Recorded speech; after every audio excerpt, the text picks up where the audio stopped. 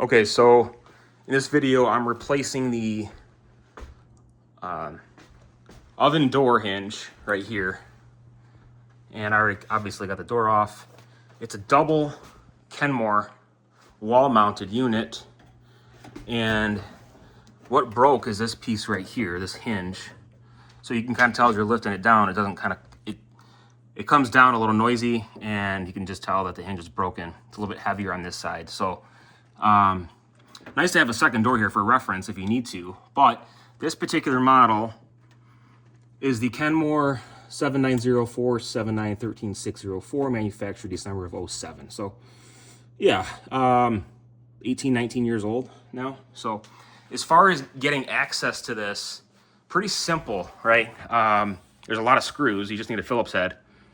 1, 2, 3, 4. That's 4. And then you need 5, 6, 7, 8, 9. And then there's 2 on the back side of each one for the hinge. So that's 11, 12, 10, 11, 12, 13. I think there's another one in the center here, so 14. So you're essentially just taking off this piece here and then these side panels, right? So that's that. Okay, so I wanted to show you, this is the good one of the good ones. It's like a $25 part from Amazon. I'll post a link below. And my screwdriver, all you need is a Phillips head. All the screws I just put in the box, I wouldn't lose them. Here's a broken one. You can kind of see, just kind of separated. So you always want to hold it up and make sure the new one's right here. Right, pretty simple to install. You just basically take this out, and then here's the other 2 screws on top of the hinge I was talking about on each side. So there's 3 screws that essentially attach the hinge to the door itself. One here, and then these 2 here. You just got to line them up right. So we'll do that, and then we'll attach this to the actual panel itself here shortly. Okay, so I've got these 2 on. These don't line up the easiest, so just, you know, be mindful of that. And then the other side, I got to get, oh, this thing's heavy. Sliding all over the place. But here's these 2, and then on the back side, this is silver screws. The black ones go on top. So let's see. So as you can see, got a whole variety of different screws here. So it's harder to line these up too on the back side after you screw these in. So just keep that in mind too, as it does get a little bit difficult to line up at times. Okay, so now that I got those screws on for the hinges, they look good. You know, on these hinges too, I also sprayed down, I had some chain and cable lubricant. You can use some like silicones here just to lube them up real good. They're probably really dry. It'll just help maybe extend the use of them, or the length of them, I should say. The duration of how long they last. So now I'm gonna set everything aside and attach it to the actual door itself. Okay. So correction here, when you are putting this back together, make sure you leave one of these screws undone so that way you can actually attach it here. And you're essentially just going to fasten the frame right to this piece here. So just keep that in mind as well.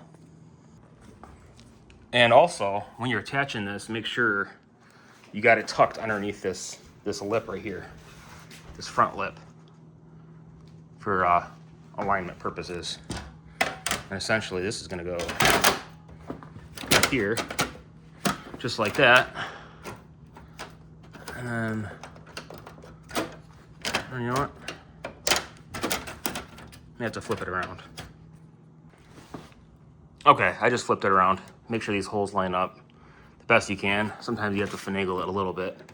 There was no screw in the middle part, just on the front and back side. So we'll just do that and then finish it up.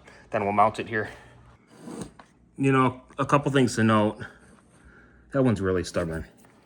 Some of these are very difficult to line up right. So you know how it is though. You take things apart, looks really easy to put back together, and then you come across alignment issues. But or screws not threading correctly. So just keep that in mind too. Okay, so I'm just about ready to put this back. Now for time's sake, I have a few more screws to do, but I got enough to mount it back. So when you're doing that, you have to hook this little piece on to this little notch here. So you have to push the spring down and pull this up. You can kind of see I'm already jabbed myself pretty good doing it to the other side right here. So that way you can put it back on. All right, so now that I'm out of breath, I got this mounted just like that. You can see where the notches are. And then in order to push it all the way up, you have to knock these off. I'll try to do this one-handed, although I don't think I'm going to be able to. I mean, I could use my tripod. All right, let's try that. Let's see. Okay, you can see with that one, I knocked that forward, and then I'm gonna do the same thing over here.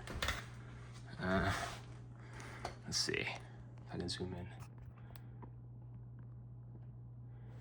It'd be kind of hard to see that, but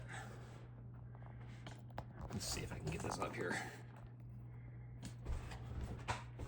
Where's my knife at?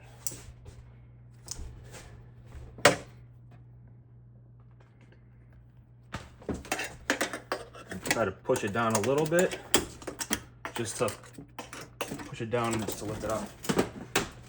Okay, and that's that.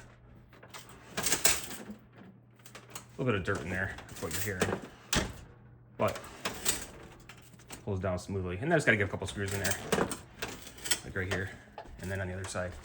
So that's that. Thanks for watching. Hope you found this helpful.